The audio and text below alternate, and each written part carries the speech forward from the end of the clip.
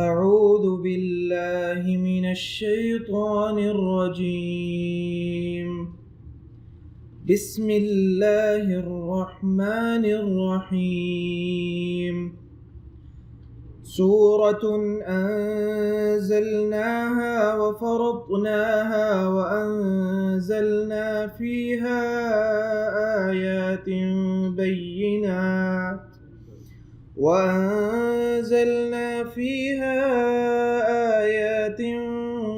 بينات لعلكم تذكرون. الزانية والزاني فاجلدوا كل واحد منهما 100 جلدة ولا تأخذكم بهما رأفة في دين الله إن كنتم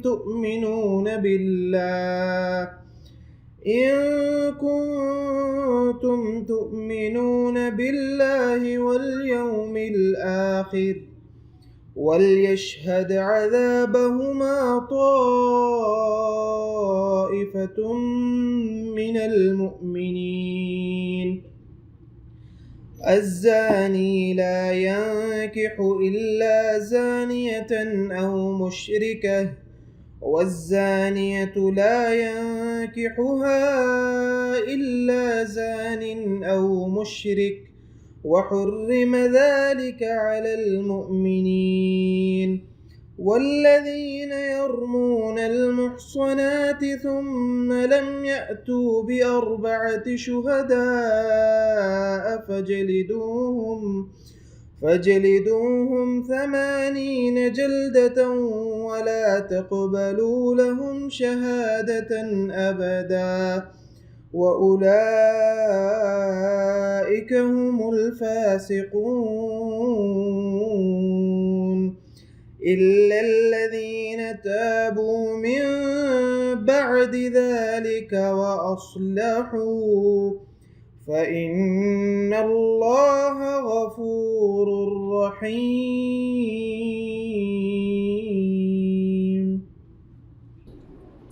أعوذ بالله من الشيطان الرجيم. بسم الله الرحمن الرحیم. سورہ نور یہ مدنی صورت ہے اور بہت مشہور واقعہ ہے حضرت عائشہ رضی اللہ تعالیٰ عنہا پہ بہتان لگانے کا جو منافقین نے کیا، اور یہ واقعہ غزوہ احزاب کے بعد پیش آیا. جب اس کی آیات آئیں گی آگے تو انشاءاللہ اس کی تفصیل میں بتاؤں گا، لیکن مختصر طور پہ یہ ہے کہ غزوہ احزاب وہ جتھا تھا یا وہ غزوہ تھا جس میں سارے خطہ عرب کے بیشتر قبائل شریک ہو گئے تھے، اور ان کا مقصد یہ تھا کہ جس طرح بھی ہو ریاست مدینہ کو ختم کرنا ہے، مسلمانوں کو ملیا میٹ کرنا ہے اور اسلام کا راستہ ہر قیمت پہ روکنا ہے. جب وہ اس مشن میں ناکام ہو گئے، اللہ تعالیٰ نے ان کو نامراد کر دیا، تو پھر انہوں نے دوسرے انداز سے سوچنا شروع کر دیا کہ مسلمانوں کو میدان جنگ میں شکست دینا ممکن نہیں ہے. یہ ان کا آخری زور تھا جو لگا لیا انہوں نے غزوہ احزاب میں. یہ ایک آخری کوشش تھی ان کی. اس کے بعد کافر بھی مایوس ہو گئے، اور نبی صلی اللہ علیہ وسلم نے بھی یہ اعلان فرما دیا کہ اب آئندہ کافر اور مشرک تمہارے اوپر چڑھائی نہیں کریں گے بلکہ تم چڑھائی کرو گے ان پہ. اور وہ بات بالکل صحیح ہو گئی کہ معاملہ جو تھا منظرنامہ بالکل یکسر بدل گیا. جو کافر اور مشرک تھے وہ بالکل بیک فٹ پہ چلے گئے، اور مسلمانوں کی کاروائیاں جو تھیں وہ پھر اقدام تھے، دفاع نہیں تھا. لیکن اس میں چونکہ کافر اور مشرک مایوس ہو گیا تھے کہ مسلمانوں کو اب ان کی بڑھتی تعداد سے روکنا بھی ممکن نہیں اور ان کو میدان جنگ میں شکست دینا بھی ممکن نہیں، لہٰذا انہوں نے پلاننگ بنائی کہ کسی طریقے سے جو مسلمانوں کی جماعت ہے اور جو مسلمانوں کی ایک گروہ ہے، اس کو اندر سے کسی طرح سے غتربود کیا جائے، سازش کر کے، مکر فریب کر کے ان کے اندر کوئی ایسی چنگاری لگائی جائے جو شعلہ بن کے اس سارے نظام کو، ساری تحریک کو، ساری اس دعوت کو، سارے اس تبلیغ کو ختم کر دے۔ اور وہ چنگاری یہی تھی کہ حضرت عائشہ رضی اللہ تعالیٰ عنہ پہ معاذ اللہ بدکاری کا بہتان لگایا گیا، اور پھر یہ آگ جو ہے بڑکی تو خوب، لیکن اللہ تعالیٰ نے اس آگ کو اپنی تدبیر سے بجھا دیا۔ اب اس واقعے کا ذکر جو ہے نا وہ تو آگے آتا ہے اسی سورہ کی آیت نمبر 11 سے لے کر 20 نمبر تک، مکمل طور پہ 10 آیتیں اللہ تعالیٰ نے حضرت عائشہ رضی اللہ تعالیٰ عنہ کی برات کے بارے میں نازل فرمائیں۔ لیکن وہ واقعہ بیان کرنے سے پہلے یا اس واقعے پہ تبصرہ کرنے سے پہلے، اس واقعے پہ تبصرہ کرنے سے پہلے اللہ تعالیٰ نے بعض احکامات دے دیے۔ قرآن مجید کی 3 صورتیں ایسی ہیں جن میں خواتین سے متعلق بیشتر مسائل اللہ تعالیٰ نے بیان فرمائے۔ ایک تو سورہ نساء ہے، اور دوسری یہ سورہ نور ہے، اور تیسری سورہ احزاب ہے۔ اب اس سورہ میں کیونکہ بیان کرنا تھا وہ واقعہ حضرت عائشہ رضی اللہ تعالیٰ عنہ کا اللہ تعالیٰ نے، اس لیے اس سے پہلے ہی اللہ تعالیٰ نے بڑی سختی کے ساتھ اور بڑی تنبیہ کرتے ہوئے آیات نازل فرما دیں زنا کے بارے میں۔ پہلی آیت میں تو اللہ تعالیٰ نے یہ بات ارشاد فرمائی، سورتن، یہ ایک سورت ہے، انزلناہا، جس کو ہم نازل کر رہے ہیں، وفرضناہا، اور اس کو ہم فرض، یہ جو آگے آیات آ رہی ہیں یا جو اصول اور قوانین بتا رہے ہیں، یہ محض ایک اخلاقی سفارش نہیں ہے۔ فرضنا، یہ ہم نے قانون بنا دیا ہے، فرضنا، ہم نے بنایا ہے، وانزلنا، اور نازل کی ہم نے، فیہا، اس سورہ میں، آیات بینات، بڑی کھول کے ہم نے باتیں بتائی ہیں، گول مول کر کے نہیں بتائی۔ کوئی آدمی اندھا اور بہرا ہوگا اس کو بھی پتہ چل جائے گا کہ اللہ کیا کہہ رہے ہیں، اس طرح کھول کے باتیں بتائی ہیں۔ ایک ہی آیت میں 3 دفعہ نا کا صیغہ استعمال کرنا، ہم نے نازل کیا، ہم نے فرض کیا، یہ ہم نے قانون بنایا، یہ ہم نے یہ آیات نازل کی۔ ہم پہ زور اس لیے ہے کہ بعض وقت ایسے اللہ کو پتہ تھا کہ بعض بدبخت لوگ ایسے آئیں گے جو ہماری ان باتوں کا مذاق اڑائیں گے، ان باتوں پہ معاذ اللہ طعن کریں گے، ان باتوں کے بارے میں شکوک و شبہات پیدا کریں گے، لوگوں میں لکھ لکھ کے، تحریر سے، تقریروں سے، بعض سے شکوک و شبہات پیدا کریں گے۔ اللہ کو معلوم تھا، اس لیے اللہ تعالیٰ نے ابتدا ہی میں یہ وعدہ کر دیا کہ ہم ہیں سب سے زیادہ طاقت والے، اس کائنات کے مالک، زمین و آسمان کے بنانے والے اور تمہیں پیدا کرنے والے۔ تمہارے جو جسم کے تقاضے ہیں ان کو ہم سمجھتے ہیں، جو تمہارے اندر کمزوریاں رکھی ہیں انہیں بھی ہم جانتے ہیں، جو تمہارے اندر خوبیاں رکھی ہیں ان کو بھی ہم جانتے ہیں۔ لہذا یہ قانون جو ہم بنا رہے ہیں عین فطرت کے مطابق قانون ہے، یہ تمہیں قبول کرنا پڑے گا، تم چاہو یا نہ چاہو، یہ قانون ہمارا بنایا ہوا ہے۔ اور فرضنا، ہم نے فرض کیا، قانون بنا دیا، یہ مال ایسے نہیں ہے اچھا جی ہو جائے تو اچھا ہے، نہ کریں تو کوئی حرج کی بات نہیں، بڑی حرج کی بات ہے، بہت ہے۔ جو آدمی اس میں معمولی سا بھی کراہت کہتے ہیں ناپسندیدگی کو، جو آدمی اللہ تعالیٰ کے ان بتائے ہوئے قوانین کے بارے میں معمولی سی کراہت بھی اپنے دل میں رکھے گا، اللہ اس کے سارے اعمال برباد کر دے گا، ضائع کر دے گا۔ بہت معاملہ ہے ایمان کا۔ صحابہ کرام جو تھے نا وہ اپنے ایمان کے بارے میں ایسے ہی فکر مند نہیں رہتے تھے۔ تابعی عباد اللہ ہیں، وہ کہتے ہیں کہ میں 30 صحابہ کرام سے ملا، 30 صحابہ کرام، کبار صحابہ کرام، جو نبی صلی اللہ علیہ وسلم کے بہت ہی قریب تھے، اور نبی صلی اللہ علیہ وسلم نے ان میں سے بعض کو جنت کی بشارت بھی دی ہوئی تھی۔ ان میں وہ کہتے ہیں کہ میں حضرت سعد بن ابی وقاص سے ملا، میں حضرت ابو ہریرہ سے ملا، حضرت عائشہ سے ملا، حضرت ام سلمہ سے ملا، 30 صحابہ کرام سے میں ملا، اور 30 کے 30 صحابہ کرام جو تھے نا وہ اپنے ایمان کے بارے میں فکر مند تھے کہ میرا ایمان کیسا ہے۔ حضرت عمر جیسا آدمی فوت ہوتے ہوئے حضرت ابو حذیفہ سے نبی صلی اللہ علیہ وسلم نے حضرت ابو حذیفہ کو نام بتائے تھے کہ یہ منافقین ہیں، لیکن یہ راز کی بات ہے، یہ تمہیں میں راز کے طور پہ بتا رہا ہوں، کسی کو بتانا نہیں ہے۔ حضرت عمر جیسا آدمی فکر مند تھا کہ کہیں میرا نام تو ان لوگوں میں نہیں جو نام بتائے ہیں ابو حذیفہ کو نبی صلی اللہ علیہ وسلم نے۔ پوچھتے تھے، حضرت ابو حذیفہ بتاتے نہیں تھے، میرے پاس یہ امانت ہے۔ جب فوت ہونے لگے اس پھر اصرار کیا حضرت عمر رضی اللہ تعالیٰ عنہ نے، تو حضرت ابو حذیفہ نے یہ بات بتائی کہ اے امیر المومنین آپ کا نام نہیں ہے۔ اتنا یہ معاملہ نازک ہے ایمان کا۔ حضرت سفیان ثوری کا شاید قول ہے یا کسی دوسرے تابعی کا کہ مجھے اپنے اعمال کی قطعاً کوئی فکر نہیں، اپنے برے اعمال یا اپنے گناہوں والے اعمال کی بالکل فکر نہیں ہے، اس لیے کہ گناہ تو میں اللہ سے توبہ کروں گا، اللہ معاف کرے گا۔ مجھے فکر یہ ہے کہ کہیں ایسا نہ ہو کہ میں اس دنیا سے بغیر ایمان کے رخصت ہو جاؤں، میرا ایمان نہ چھین لیا جائے۔ ایمان کی فکر ہے مجھے، بڑی قیمتی چیز ہے ایمان۔ ہمیں چونکہ یہ مل گئی ہے بغیر کسی محنت کے، بغیر کسی مشقت کے، بغیر کسی تکلیف کے۔ یہ اس ایمان کی قدر و قیمت آج بھی ان سے پوچھیں جو ایمان لانا چاہتے ہیں لیکن کافروں کے ڈر سے ایمان نہیں لا سکتے، اور اس کی بے شمار مثالیں آپ کو ہندوستان میں مل جائیں گی۔ ہمارے اپنے دادا جی وہ کتابت کا کام کرتے تھے، اور اس زمانے میں امرتسر جاتے تھے، وہاں پریس سے کام لاتے تھے اور اپنے گاؤں میں کتابت کر کے واپس لے جاتے۔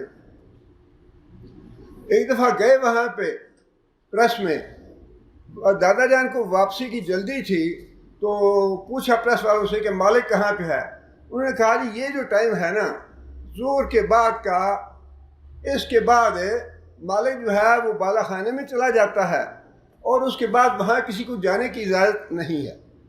اب وہ اوپر چلا گیا ہے، اب آپ وہاں نہیں جا سکتے یا اس کو مل نہیں سکتے۔ دادا جان کہنے لگے کہ مجھے بڑی مجبوری ہے، میں نے آج ہی واپس جانا ہے اور میرا سفر لمبا ہے، میں اس سے ملنا چاہتا ہوں۔ ملازم نے کہا ٹھیک ہے آپ چلے جائیں اوپر، اگر ملتا ہے تو مل لیں۔ وہ دادا جان گیا اوپر، ناک کیا، لیکن اس نے دروازہ نہیں کھولا۔ دادا جان نے درز سے دیکھا اس کو، دروازے کی درز سے، وہ بندہ نماز پڑھ رہا تھا، ہندو تھا، وہ نماز پڑھ رہا تھا، لیکن بس یہ نصیب کی بات ہے، یا جس کو اللہ تعالیٰ نے راہ دکھانی ہو وہ تباد کرتا تھا قرآن مجید کی۔ دادا جان نے تھوڑا انتظار کیا، جب وہ نماز پڑھ کے فارغ ہوا دادا جان نے دوبارہ ناک کیا اس کو، اس نے کنڈی کھولی، کہنے لگا نور اللہ کیسے آئے ہو اوپر؟ یہاں تو کسی کو اس وقت آنے کی اجازت نہیں ہے۔ بتایا انہوں نے یہ میری مجبوری ہے اس لیے میں آیا ہوں۔ پھر پوچھنے لگا کہ نور اللہ کیا تم نے کوئی چیز تو نہیں دیکھی اندر تم نے جھانکا تو نہیں؟ کہنے لگے میں نے دیکھا ہے، تم نماز پڑھ رہے تھے۔ کہنے لگا کہ میں مسلمان ہو گیا ہوں، لیکن میں اعلان اس لیے نہیں کر سکتا کہ مجھے ہندو لوگ قتل کر دیں گے، مجھے چھوڑیں گے نہیں، اس لیے میں اعلان نہیں کرتا، لیکن میں مسلمان ہو چکا ہوں۔ یہ ہے ایمان کی قدر و قیمت۔ آج بھی معاملہ یہی ہے کہ ایمان لانے والے جو ہیں ان کی جان کو خطرہ ہے، لیکن ہمیں چونکہ مفت میں ملا ہے پاکستان، پاک ملک، مقدس سرزمین، بڑی اچھی سرزمین، ہمیں سارے گناہ معاف۔ ایسا اللہ تعالیٰ معاف کرے، زبان سے نکالنے کو طبیعت نہیں چاہتی۔ پورے ملک میں طوفان نوح کی تصور ذہن میں آ رہا ہے، پورے ملک میں کوئی ملک کا صوبہ ایسا نہیں جہاں پہ طوفان نہیں آیا، تباہی نہیں مچی، سڑکیں ختم ہو گئی، فصلیں برباد ہو گئیں، باغات برباد ہو گئے، اور بچے، بوڑھے، عورتیں کتنے ہلاک ہو گئے۔ اسلام آباد میں کیا ہو رہا ہے؟ 14 اگست کو کنجری، اللہ تعالیٰ معاف کرے، بڑی طبیعت جو ہے نا جلتی ہے، دل کٹتا ہے۔ قوم کی بچیوں کو نچایا ان بدبختوں نے، اور اس وقت یہ سیلاب آیا ہوا تھا ملک پہ، اللہ کا عذاب مسلط تھا اس وقت. اس میں یہ وزیر اعظم بھی اور وزراء بھی اور جتنے بدماش اور گنڈے تھے یہ سارے بیٹھے ہوئے تھے وہ ڈانس دیکھنے کے لیے بچیوں کا. ان ظالموں کا ایمان ہے یہ پاکستان تم نے اس لیے بنایا تھا جب اللہ کا عذاب نازل ہوا تمہارے اوپر. اس وقت بھی تمہیں ہوش نہیں ہے, اس وقت بھی تمہاری عقل اور لیکن وہی بات ہے اللہ نے فرمایا کہ ہم بعض لوگ آنکھوں میں پٹیاں باندھ دیتے ہیں, ان کو ہدایت کی توفیق دیتے نہیں ہیں. دعا تو ہم یہی کرتے ہیں, اللہ سے ڈر بھی لگتا ہے کہ یا اللہ ان بدبختوں کو ہدایت نصیب کر, اور اگر یا اللہ تم نے ہدایت کا دروازہ بند ہی کیا ہے تو پھر یا اللہ تمہیں برباد کر رہے ہیں. عوام کا کیا حال ہے, اور اقتدار کی رسا کشی, انتقام, حسد, ایک دوسرے کے خلاف سازشیں, مکر و فریب, وہ عروج پہ ہے. ہمارے اقتدار کو کوئی چیلنج نہ کرے, ہماری کرسی کو کوئی ہاتھ نہ لگائے. عوام تباہ ہو رہے ہیں, ہلاک ہو رہے ہیں. یہ کہاں کا ایمان ہے, یہ کہاں کا اسلام ہے؟ یہ وہ ملک ہے جو اسلام کے نام پہ بنا لا الہ الا اللہ. پاکستان کا مطلب کیا ہے؟ اور اب بھی یہ عذاب کا نام لے نا تو لوگ نہیں جی نہیں عذاب کا نام نہ لو, عذاب کا نام نہ لو. عذاب سے ڈر لگتا ہے, ڈر لگتا ہے تو بندے دے پتر بڑھو, اللہ کے آگے استغفار کرو, توبہ کرو. اللہ کو غضبناک کرنے والے, اللہ کو ناراض کرنے والے اعمال اور کرتوت جو ہیں وہ چھوڑو. اس لیے ایمان جو ہے نا, آج اللہ تعالیٰ معاف کرے, ہمارے ایمان کا بھی کچھ پتہ نہیں ہے کیسا ایمان ہے. اگر یہ کچھ ایک تو یہ ہے نا کہ اللہ کے رسول نے فرمایا ہے کہ کم از کم جو تمہارے حکمرانوں کی بدماشیاں اور کرتوت ہیں ان میں تمہارے دل میں کراہت بھی نہیں ہے تو تمہارا بھی ایمان نہیں ہے. یہ تو کم از کم درجہ ہے کہ جو جن گناہ کا ارتکاب کر رہی ہیں ہمارے سردار کہنا چاہیے سارے اس میں شامل ہیں, کوئی اس میں پاک نہیں ہے, سب شامل ہیں. جو سردار بنے ہوئے ہیں قوم کے, مجھے سرداری دو, مجھے سرداری دو, مجھے سرداری دو, مجھے وزیر اعظم ہونا چاہیے, میں حقدار ہوں, سارے ایک ہی ہیں. یا تو اللہ ان کو ہدایت دے, یا اللہ ایسا نشان عبرت بنائے, اس طرح تباہ اور ہلاک کرے کہ ساری دنیا دیکھے ان کی تباہی اور ہلاکت, یا پھر اللہ ہدایت دے انہیں. اس لیے کم از کم ہمیں اپنے طور پہ ضرور فکر کرنا چاہیے کہ ہمارا ایمان کہاں پہ ہے. یہ جو اگلی آیتیں ہیں نا اس اعتبار سے بڑی اہم ہیں کہ مسلمانوں میں جو سیکولر طبقہ ہے, آزاد خیال طبقہ ہے, اور اللہ معاف کرے پاکستان کا ایک پرائم منسٹر وہ بکواس کرتی تھی کہ یہ وحشیانہ سزائیں ہیں, یہ وحشیانہ سزائیں ہیں جو اس قرآن میں دی ہے نا, وحشیانہ سزائیں ہیں. یہ ہے ہمارا ایمان, اور یہ ہے پاکستان, اور یہ ہے پاکستان کا مطلب کیا, لا الہ الا اللہ. اللہ کو گالیاں دو, کوئی پوچھنے والا نہیں ہے. اللہ کے رسول کا مذاق اڑاؤ, کوئی پوچھنے والا نہیں ہے. یہ ہے ہمارا ایمان.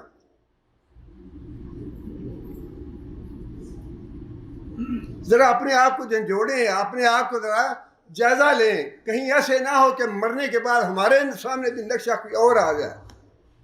ہم سوچتے تو یہ ہو کہ جب ہم مرنے لگیں گے تو فرشتے آ جائیں گے اور ہمارے گلوں میں پھولوں کے ہار ڈالیں گے اور سلام کہیں گے اور خوشخبریاں دیں گے, لیکن جب مرنے لگے تو معاملہ کچھ اور ہو.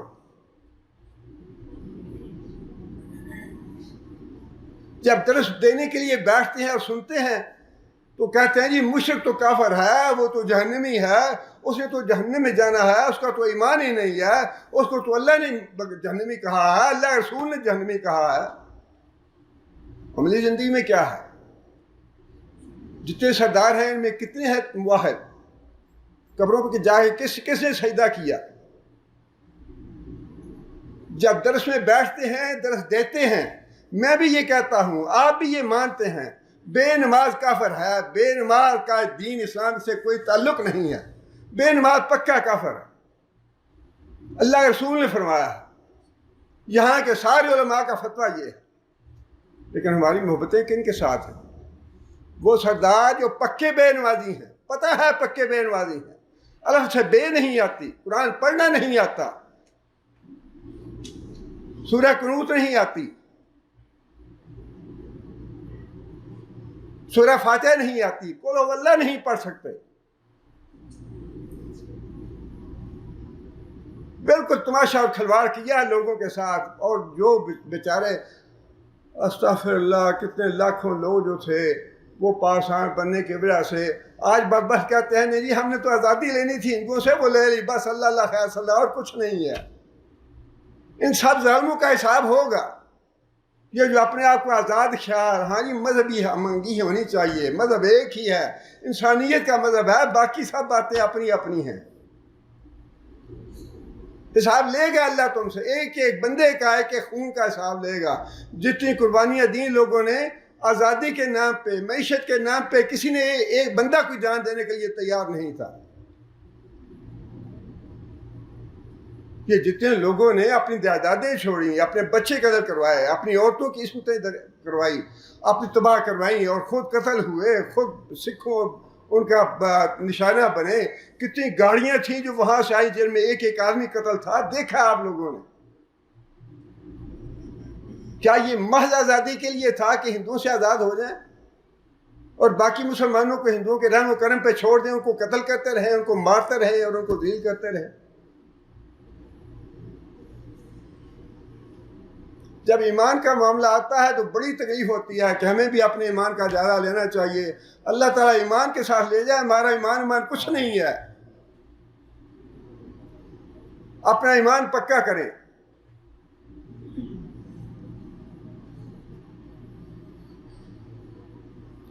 آگے اللہ نے فرمایا کہ فیہا آیات بینات، کہ یہ جو آگے احکام آ رہے ہیں، جو قانون ہم بیان کر رہے ہیں، یہ بڑے کھلے کھلے واضح واضح، ایسے نہیں ہے کہ اس میں کوئی الجھن ہو، کوئی بات سمجھ میں نہ آنے والی ہو۔ بھئی بات یہ ہے سیدھی سیدھی کہ جو زنا کرنے والا ہے 100 کوڑے مارو، اس میں کون سی بات سمجھ میں نہ آنے والی ہے؟ زانی کو 100 کوڑے مارو، کس کو سمجھ نہیں آتی 100 کوڑے کیا ہے؟ اگر کوڑے کی سمجھ نہیں آتی تو چھتر کہہ لیں، 100 چھتر مارو اس کو۔ نہ سمجھ میں آنے والی بات کون سی ہے نہ تو لعلکم تذکرون، تاکہ تم نصیحت حاصل کرو، بندے کے پتر بن جاؤ۔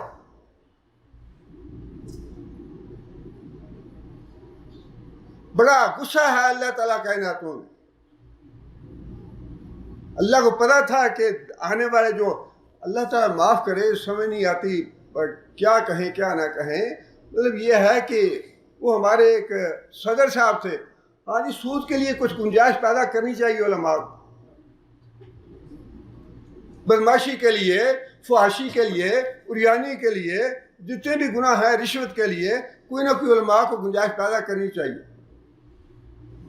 جہنم میں جانے والے کام تم کرو اور اس کی سنگت جو ہے وہ علماء سے لو۔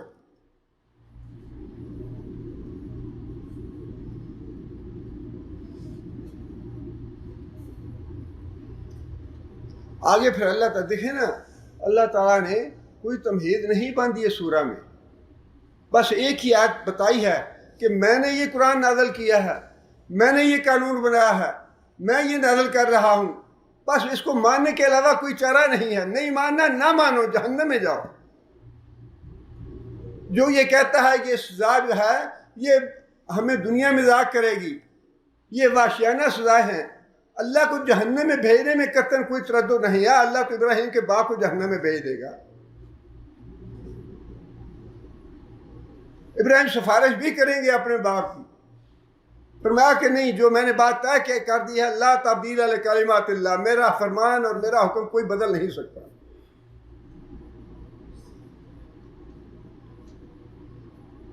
نوح علیہ السلام نے بیٹے کی سفارش کی تھی، حالانکہ اللہ فرما چکا تھا کہ سفارش نہ کرنا کسی کی، پھر بھی سفارش کر دی۔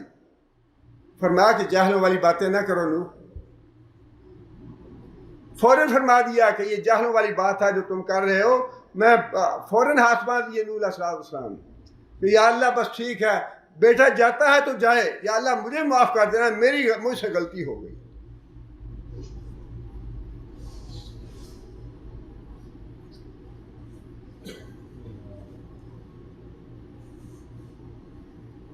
قانون یہ ہے الزانیۃ والزانی فاجلدوا کل واحد منہما مئۃ جلدۃ، کیونکہ یہ حکم فوراً دے دیا گیا ہے، ایک ہی آیت پہلے آئی ہے، اس کی فوراً بعد یہ حکم دے دیا گیا ہے۔ اس لیے ہم تو چونکہ الحمدللہ اللہ شکر ہے مسلمان ہیں، ایمان ہے، لیکن جو آدمی نان مسلم ہے وہ جب یہ سورہ پڑھے گا، اسی سورہ سے بدنام کرتے ہیں وہ اسلام کو، اور پراپیگنڈا کرتے ہیں اس کے خلاف، وہ جب فوراً ہی پہلے قدم پہ ہی یہ حکم پڑھتے ہیں کہ زانی کو 100 کوڑے مارو، ان کے دل میں خیال آتا ہے کہ بڑا سخت حکم ہے، یہ تو بڑی سخت بات کہہ دی گئی ہے۔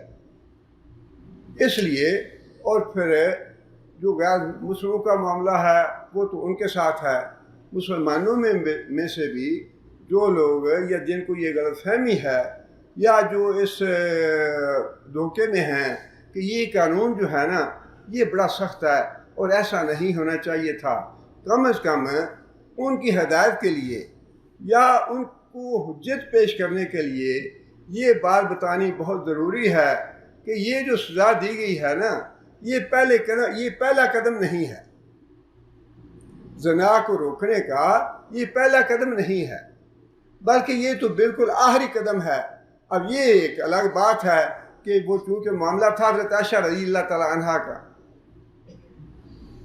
اور ظاہر ہے کہ حضرت عائشہ کا معاملہ جو ہے وہ معمولی معاملہ نہیں ہے، اللہ کا انتخاب تھا نا، اللہ کا حکم تھا یہ حضرت عائشہ سے نکاح کرنے کا۔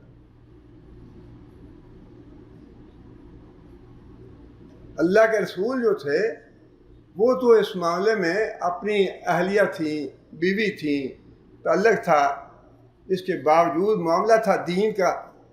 اللہ کے رسول جو تھے وہ تو نہ ادھر نہ ادھر والا معاملہ تھا، یہاں تک کہہ دیا کہ عائشہ اگر بات ہوئی ہے تو اللہ سے معافی مانگ لو، اللہ توبہ کرنے والا۔ کتنی بڑی بات ہے کہ پیغمبر جو ہے اپنی انتہائی محبوب جو بیوی تھی، جس کی زندگی کا سارا نقشہ سامنے تھا، اس کو اپنے سامنے بٹھا کر یہ بات کہہ دیں تو بہت بڑی بات ہے۔ اگر غلطی ہو گئی ہے تو اللہ سے معافی مانگ، لیکن اللہ کو تو پتہ تھا، اللہ تعالیٰ کو زیادہ غیرت آئی نبی صلی اللہ علیہ وسلم سے۔ نبی صلی اللہ علیہ وسلم تو پھر بھی یہ کہہ دیا نا، زبان سے نکال لی یہ بات۔ اللہ تعالیٰ کو اتنی غیرت آئی حضرت عائشہ پہ بہتان لگانے کے معاملے میں کہ اللہ تعالیٰ نے اس آیت کی ابتدا جو ہے نا تمہید باندھنے کی ضرورت ہی محسوس نہیں کی، پہلے کلمے سے ہی کہہ دیا کہ یہ زانی جو ہیں بدماش ہیں، بدکار ہیں، یہ ان کو کوڑے مارنے چاہیے، اور آگے اللہ تعالیٰ نے وہ مسئلہ بیان کر دیا جو تہمت لگانے والا تھا۔ پھر لعان کا معاملہ واضح کیا اللہ تعالیٰ نے، بہت کام اللہ تعالیٰ نے بیان کر دیا ابتدا میں ہی۔ اس لیے مختصر طور پہ ایک تو میں یہ بات بتانا چاہتا ہوں کہ یہ بات ہمیں ذہن میں رکھنی چاہیے جو مسلمان ہیں کہ زنا کو روکنے کا یہ پہلا قدم نہیں ہے بلکہ یہ آخری قدم ہے۔ اس سے پہلے کتنے احکام ہیں شریعت کے جس کے ذریعے اسلام جو ہے اس نے زنا کو روکنے کا اہتمام کیا ہے۔ ایک تو بات یہ ہے کہ نکاح جو ہے نا، نکاح یہ اس کے مقاصد کیا ہے؟ اس کے دو مقصد ہیں، بڑے مقصد۔ ایک مقصد تو یہ ہے نوع انسانی کی بقا جو ہے وہ جاری رہے، اس کی بقا ہونی چاہیے، انسان کی نسل جو ہے وہ باقی رہے، وہ قائم رہے، وہ چلتی رہے۔ ایک تو مقصد یہ ہے نکاح۔ دوسرا مقصد یہ ہے کہ تمدن کا بقا رہے، معاشرہ جو ہے وہ مضبوط بنیادوں پہ قائم ہو، اس میں کوئی ٹوٹ پھوٹ نہ ہو، جو خاندانی نظام ہے وہ مضبوط ہونا چاہیے۔ جب میاں بیوی نکاح ہوتا ہے اس کے بعد آگے ان کی اولاد ہوتی ہے اور پھر وہ پورا خاندان بنتا ہے۔ یہ جو خاندان ہے نا حسب نسب، یہ کس چیز کی برکت ہے؟ یہ نکاح کی برکت ہے۔ تو آڈا نسب کی ہے جی اسی چٹھے ہننے ہیں، تو آڈا نسب کی ہے جی اسی چیمے ہننے ہیں، اچھا تو آڈا نسب کی ہے جی اسی کہتانی ہننے ہیں، اچھا تو آڈا نسب کی ہے جی اسی قریشی ہننے ہیں۔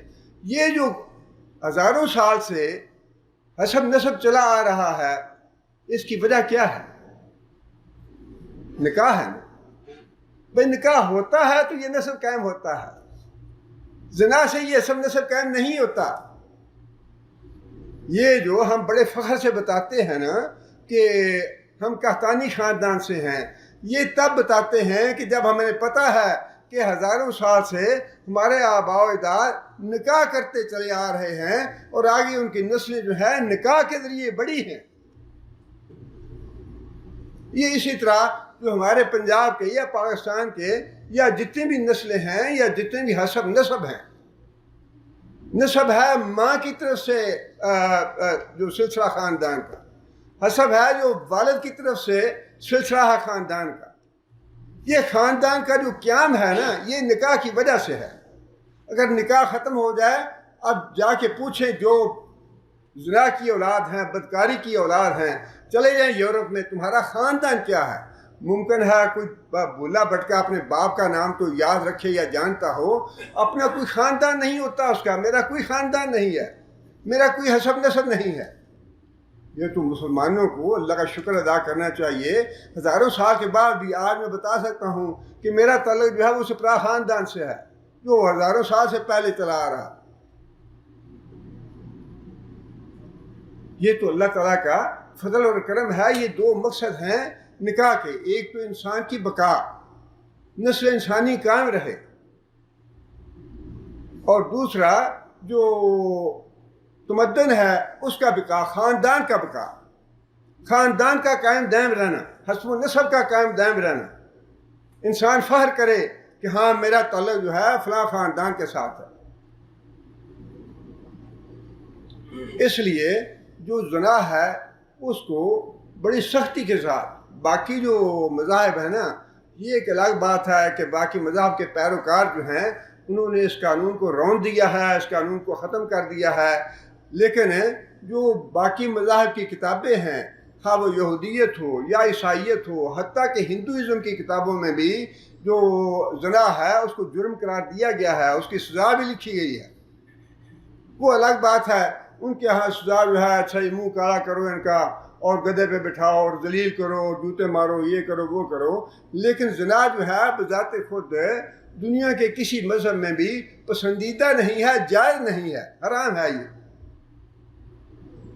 اب دوسری بات یہ ہے کہ اسلام نے زنا کے سد باب کے لیے یہ جو سزا مقرر کی ہے، اس سے پہلے کون سے اقدام ہیں، اس سے پہلے کون سے احکام ہیں جو شریعت نے دیے ہیں تاکہ معاشرے میں زنا کا وجود باقی نہ رہے،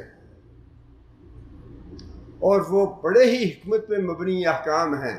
جو جس طرح یہ قانون بنایا نا اللہ تعالیٰ نے سزا دینے کا، اسی طرح جو اس سے پہلے قوانین ہیں بڑے حکمت پہ مبنی۔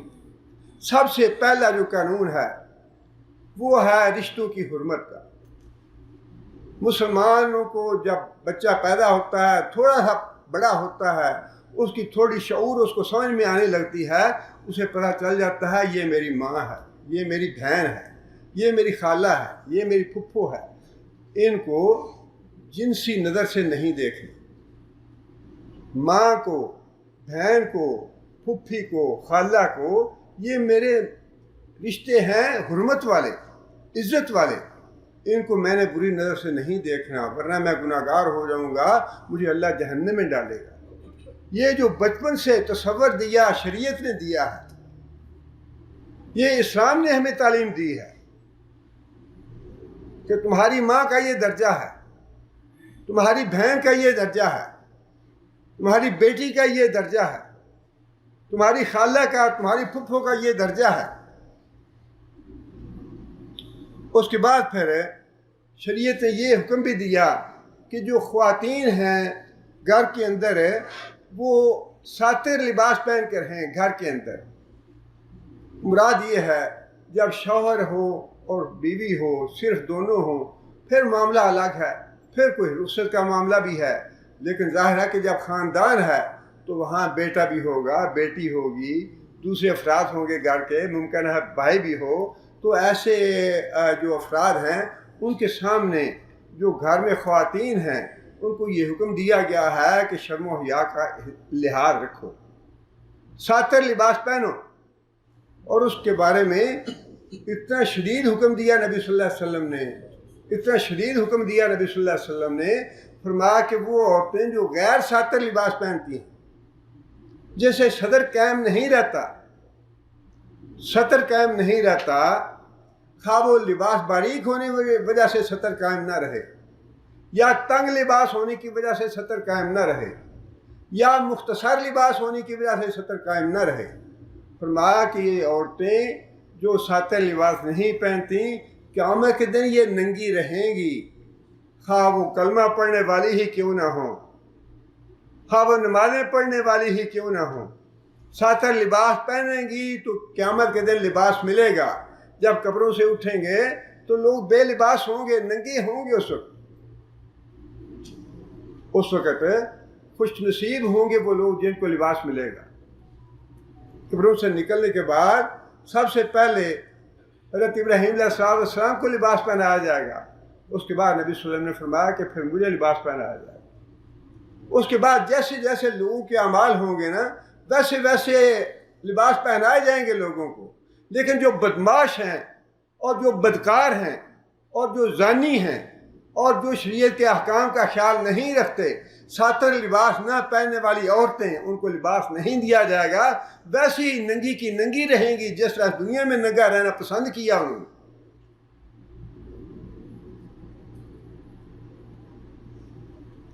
اور تیسرا حکم یہ دیا کہ جب گھر سے باہر نکلے مسلمان عورتیں تو برقع پہن کے نکلے، حجاب کر کے نکلے۔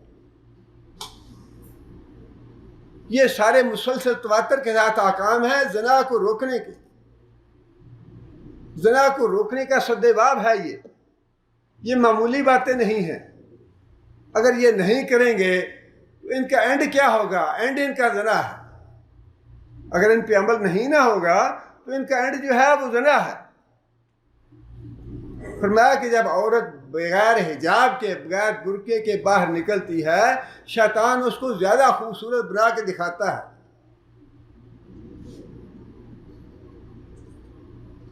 جو بدماش لوگ ہیں جن کے دلوں میں نفاق ہے، بیماری کا روگ ہے، جو اپنے آپ کو کہتے ہیں یہ ہم تو آزاد خیال ہیں، کسی مذہب کے پابند نہیں ہیں، یہ اللہ تعالیٰ معاف کرے، بار بار پھر وہی بات ہے۔ اگر یہ حجاب کا حکم ان مسلمانوں کو معلوم ہوتا جنہوں نے اپنے سامنے بیٹھ کے عورتوں کو نچوایا اور بچیوں کو نچوایا اور ان کو دیکھا، اگر انہیں حجاب کا اور ستر کا خیال ہوتا، شریعت کا اور اسلام کا خیال ہوتا تو یہ ظالم ایسا کام نہ کرتے۔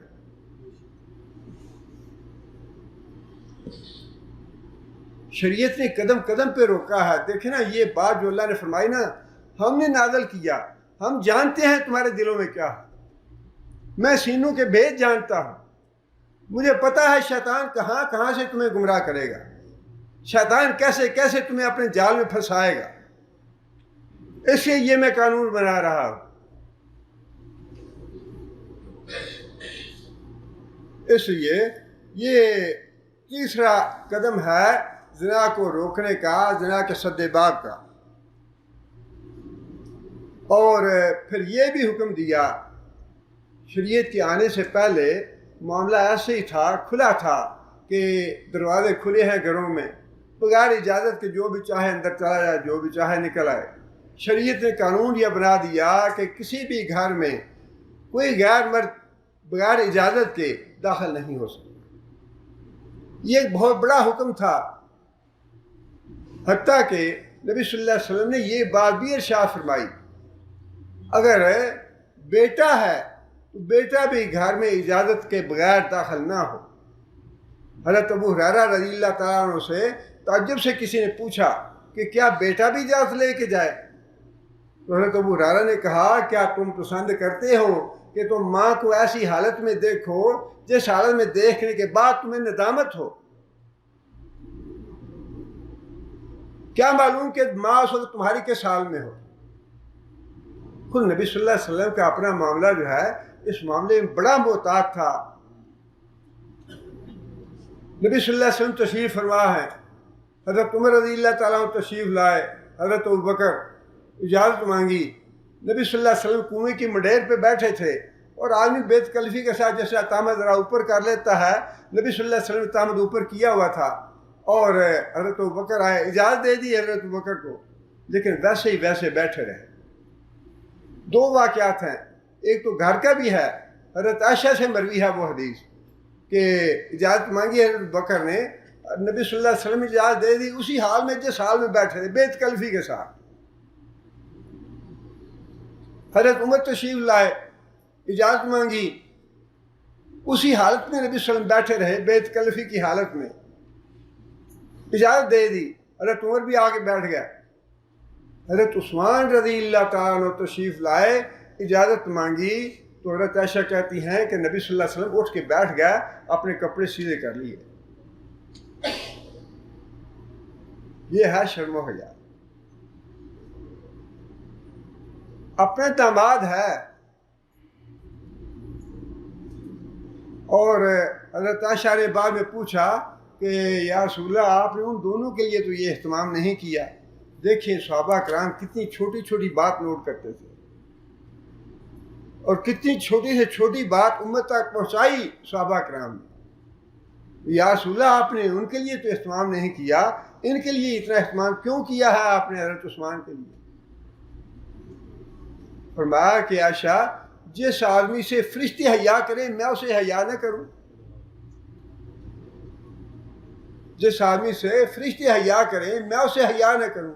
یہ حیا اور شرم ہے جو شریعت ہمارے اندر بھی اور ہمارے گھر کی خواتین کے اندر بھی پیدا کرنا چاہتا ہے۔ اتنی شرم و حیا ہونی چاہیے۔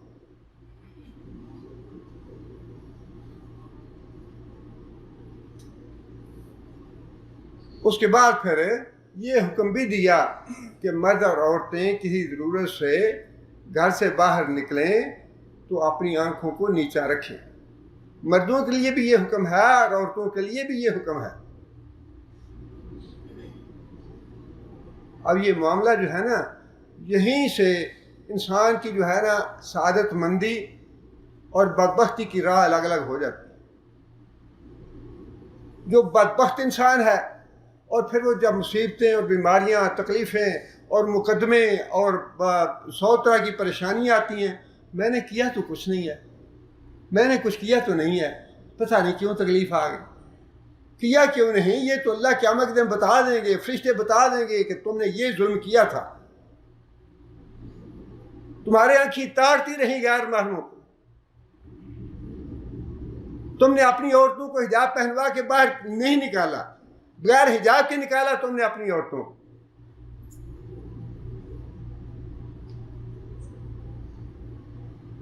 اس کے بعد پھر شریعت نے مردوں اور عورتوں کا کسی بھی صورت میں اکٹھا ہونا یا ملنا جلنا اس پہ سخت پابندی لگائی۔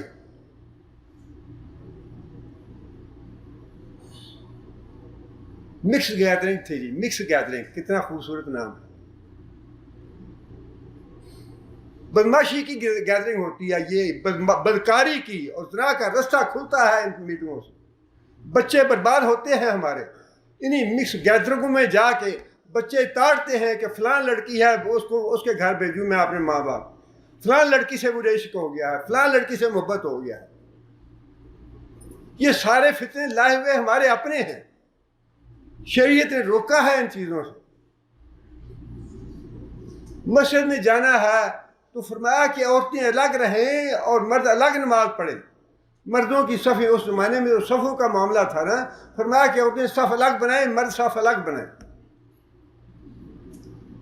اور اب جب اللہ نے استطاعت دی ہے تو عورتوں کے جو مصلی ہے وہ الگ ہونا چاہیے اور الگ بنے ہوئے ہیں، مردوں کا الگ مصلی ہونا چاہیے۔ نماز میں بھی شریعت کو مرد عورت کا اکٹھا ہونا گوارا نہیں ہے۔ جمعہ کیوں فرض نہیں کیا عورت پہ؟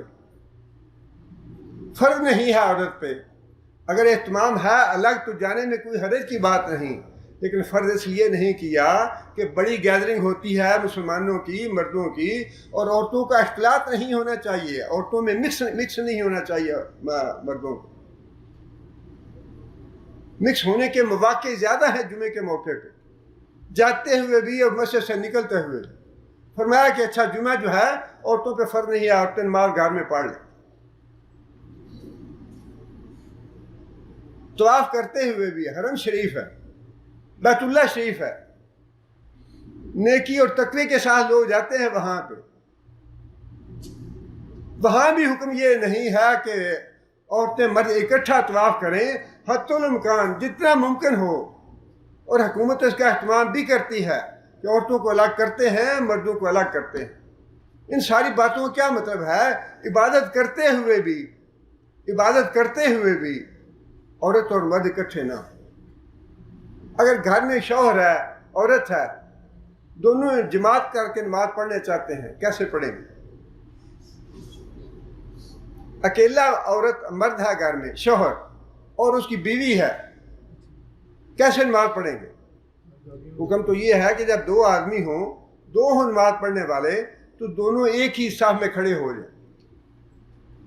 لیکن جب میاں بیوی بھی ہوں، گہرا تعلق ہے، کوئی اجنبیت نہیں ہے، لیکن اس کے باوجود فرمایا یہ کہ اگر دونوں جماعت کے ساتھ نماز پڑھنا چاہتے ہیں تو شوہر اگلی صف میں کھڑا ہو، عورت پیچھے کھڑی ہو، ساتھ کھڑی نہ ہو، نماز میں بھی کھڑی نہ ہو ساتھ۔ حضرت یزید بستامی رحمۃ اللہ علیہ سے کسی نے سوال کیا کہ اگر عورت جو ہے مرد سے پڑھنا چاہے، علم حاصل کرنا چاہے، تو اس کے بارے میں کیا حکم ہے؟ یزید بستامی رحمۃ اللہ نے جواب یہ دیا کہ اگر سبق پڑھانے والا یزید حسن بصری ہو، پڑھانے والا حسن بصری ہو، اور پڑھنے والی رابعہ بصری ہو، اور بیت اللہ شریف میں بیٹھ کے پڑھنا ہو، اور قرآن مجید کا سبق پڑھنا ہو، آپ اندازہ لگائیں کہ کتنا مسئلہ واضح کیا ہے۔ پڑھانے والا حسن بصری تابعی ہے بہت بڑا، ازواج مطہرات کے ہاں تربیت پائی حضرت حسن بصری۔ پڑھانے والا حسن بصری ہو، پڑھنے والی رابعہ بصری ہو، مقام ہو بیت اللہ شریف، اور سبق پڑھنا ہو قرآن مجید کا، تب بھی جائز نہیں، تب بھی جائز نہیں۔ اور ہمارے تو حضرت جو ہیں وہ بیعت لیتے ہیں، آج اگر ہم تمہاری شکل نہیں دیکھیں گے، قیامت کے دن تمہیں بخشوائیں گے کیسے؟ پردہ اتارو۔ کیا مذاق ہے؟ اسلام نے تو عبادت کے معاملے میں اتنی سخت پابندی لگائی کہ مرد اور عورت، فرمایا کہ میں بیعت کے لیے ہاتھ آگے عورت نے کیا، فرمایا کہ کس کا ہاتھ ہے؟ یہ سامنے نہیں ہے، پردے میں ہے، کون ہو تم؟ یا رسول اللہ میں عورت ہوں۔ فرمایا کہ دونوں باتیں فرمائی کہ اگر عورت ہو تو تم نے اپنے ناخنوں پہ مہندی کیوں نہیں لگائی تاکہ پتہ چلے کہ تم عورت ہو؟ دوسری بات فرمائی کہ میں عورتوں سے ہاتھ نہیں ملاتا، جاؤ واپس چلی جاؤ، میں نے بیعت لے لی ہے۔ ان مسائل میں کوئی ایسی بات ہے جو گنجلک ہو؟ انجو اور بیروں کو باتیں تو سمجھ میں آتی ہیں، قیامت کے دن جوتے کھانے ہیں تو الگ بات ہے، جہنم میں جانا ہے تو الگ بات ہے، جائیں جہنم میں، خوشی سے جائیں۔ اللہ کے رسول نے تو فرمایا ہے کہ اگر اللہ تعالیٰ ساری مخلوق کو جہنم میں بھیج دے، اللہ کو کسی کی پرواہ نہیں، کسی دھوکے اور فریب میں نہ رہیں۔ گھر کے اندر بھی فرمایا کہ کوئی آدمی جو ہے غیر محرم کے ساتھ الگ نہ ہو، تنہائی سے بھی منع کر دیا۔ فرمایا کہ کوئی اگر دو الگ ہوں گے غیر محرم مرد اور عورت، ان کے ساتھ تیسرا شیطان ہوگا، تیسرا شیطان ہوگا۔ یا رسول اللہ، جو مرد کے رشتہ دار ہیں، بھائی ہے اس کا، بڑا ہے، چھوٹا ہے، دیور ہے، جو مرد کے رشتہ دار ہیں، ان کے بارے میں کیا حکم ہے؟ فرمایا کہ ان کے بارے میں بھی یہ حکم ہے کہ وہ تو موت ہے، موت، شوہر کا جو رشتہ دار ہے نا وہ تو موت ہے.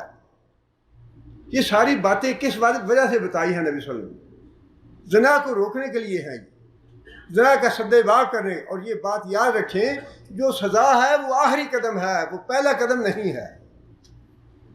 اس سورہ سے یہ غلط فہمی نہیں ہونی چاہیے کہ شریعت نے تو پہلے قدم پہ ہی زنا کی سزا مقرر کر دیا. ایسا نہیں ہے. یہ ہمیں معلوم ہونا چاہیے کہ کتنی سخت تدابیر اختیار کی ہے شریعت نے زنا کی سزا مقرر کرنے سے پہلے.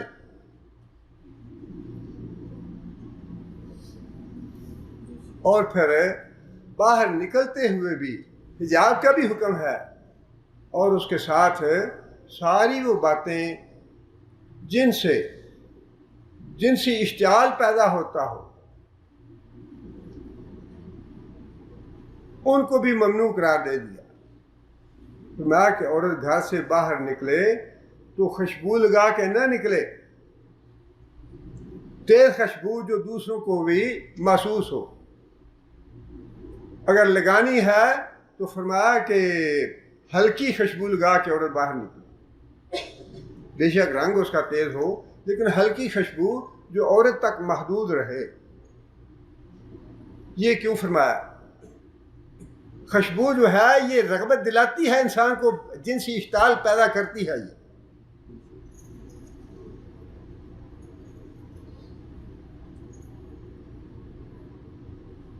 حضرت ابو ہریرہ رضی اللہ تعالیٰ عنہ جا رہے تھے مسجد میں، راستے میں عورت ملی، پوچھا کہاں جا رہی ہو؟ مسجد میں جا رہی ہوں. تم نے خوشبو لگائی ہے؟ ہاں خوشبو لگائی ہے. پہلے جا کے جس طرح کا جنابت کا غسل کرتی ہو ویسا غسل کرو، پھر مسجد میں آنا. اگر خوشبو لگائی ہے نا تو پھر جس طرح جنابت کا غسل کرتی ہو ویسا غسل کرو، پھر مسجد میں آنا. مسجد میں جانا بھی ممنوع ہے اس طرح خوشبو لگا کے. یہ سخت پابندیاں اور کڑی پابندیاں جو ہیں یہ بے مقصد نہیں ہیں، بڑی حکمت ہے ان میں. اور اسی طرح فرمایا کہ کوئی غیر محرم کے بغیر سفر نہ کرے. اور اب ہم نے یہ بھی تماشا بنایا ہوا ہے، ہاں جی حج کرنا ہے، بڑا جی چاہتا ہے بیت اللہ شریف جانا ہے، محرم تو نہیں ہے، چلے عورتوں کا گروپ ہے وہ محرم بن جاتا ہے. یہ کس نے بتایا ہے کہ عورتوں کا گروپ جو ہے محرم بن جاتا ہے؟ یا غیر محرم ہے لیکن اس کو ہم محرم بنا لیتے ہیں. وہی کھیل اور تماشا ہے نا، ہے تو غیر محرم لیکن ہم اس کو محرم بنا لیتے ہیں. فرمایا کہ غیر محرم کے ساتھ کوئی عورت سفر نہ کرے. اور پھر اسی طرح فرمایا کہ یہ جو گانا بجانا ہے یہ بھی جنسی اشتعال پیدا کرتا ہے. اللہ کے رسول سے اور اللہ سے زیادہ انسان کے مزاج کو، اس کی فطرت کو کوئی نہیں جانتا. جتنا اللہ انسان ہمارے مزاج اور فطرت کو جانتا ہے نا اس سے زیادہ کوئی نہیں جانتا. گانے بجانے کی جو ممانعت ہے وہ بھی یہ زناکاری کو روکنے کا سد باب ہے، زناکاری کو روکنے کا طریقہ ہے. اور پھر یہ بھی فرمایا کہ جو لوگ معاشرے میں فحاشی اور عریانی پھیلاتے ہیں، اب تو اس بات کا کو سمجھنے کی یا وضاحت کرنے کی ضرورت ہی نہیں رہی. یہ جو بدبخت ہے موبائل، اس کو دیکھ لیں آپ کو پتہ چل جائے گا کہ اللہ کیا کہنا چاہتے ہیں.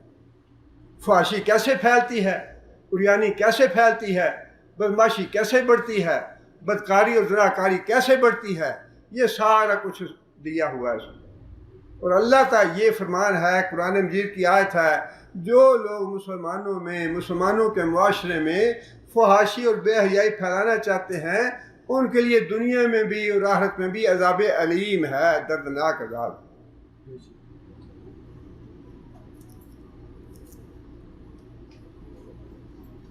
ان ساری باتوں کے بعد یہ جو ممنوعات ہیں یہ سد باب ہے زنا کا.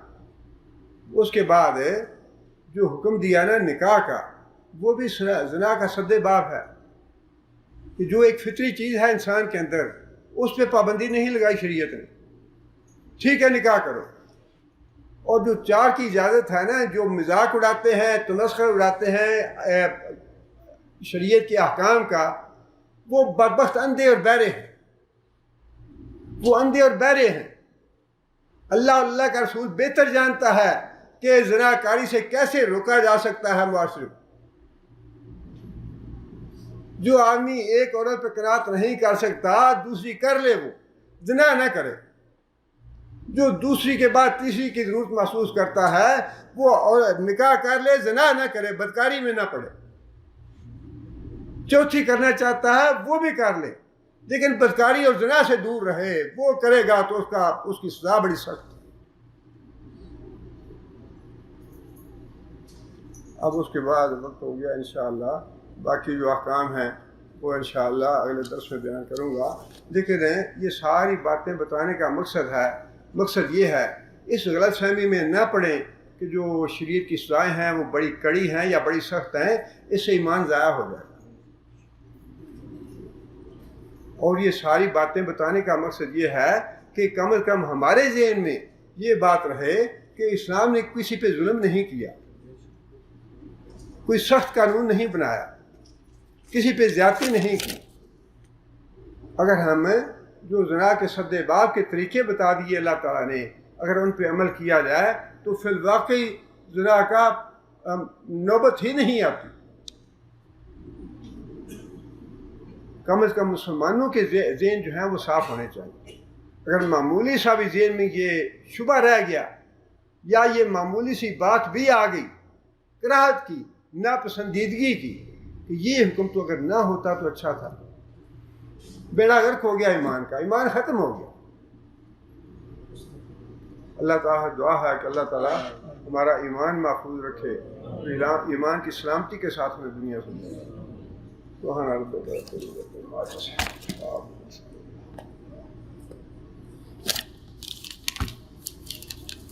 أعوذ بالله من الشيطان الرجيم. بسم الله الرحمن الرحيم. سورة أنزلناها وفرضناها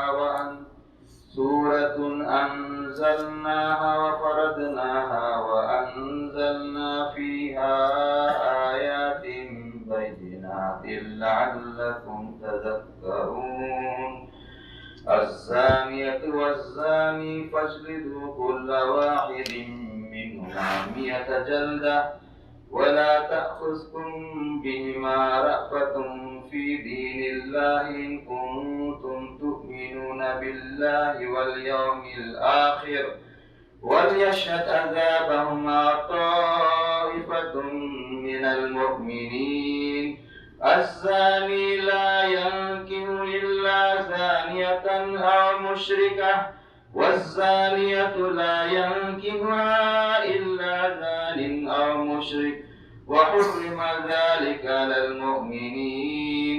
والذين يرمون المحصنات ثم لم يأتوا ب4 شهداء فاجلدوهم 80 جلدة ولا تقبلوا لهم شهادة أبدا وأولئك هم الفاسقون.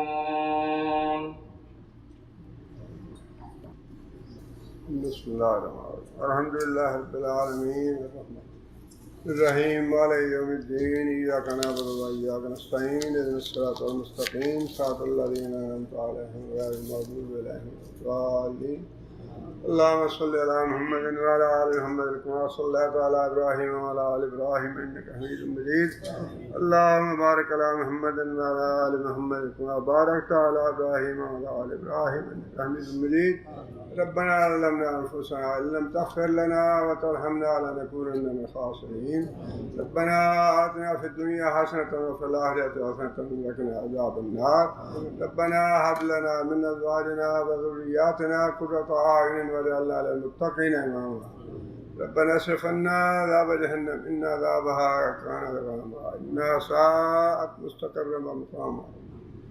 یہ ایک بھائی ہیں، انہوں نے لکھا ہے کہ ان کا بیٹا بیمار ہے، دعا فرمائے اللہ تعالیٰ اس کو شفا عاجلہ کا عملہ عطا فرمائے عذب الباس رب الناس واشف أنت الشافي لا شفاء إلا شفاءك وشفاء لا يغادر سقما عذب الباس رب الناس واشف أنت الشافي لا شفاء إلا شفاءك وشفاء لا يغادر سقما اللهم أعز الإسلام والمسلمين اللهم أعز الإسلام والمسلمين اللهم أذل الشرك والمشركين اللهم دمر أعداء الدين اللهم نور قلوبنا بنور الإيمان اللهم ثبتنا على الإسلام اللهم اغفر لجميع المؤمنين والمؤمنات الأحياء منهم والأموات ربنا تقبل منا إنك أنت السميع العليم وتب علينا إنك أنت التواب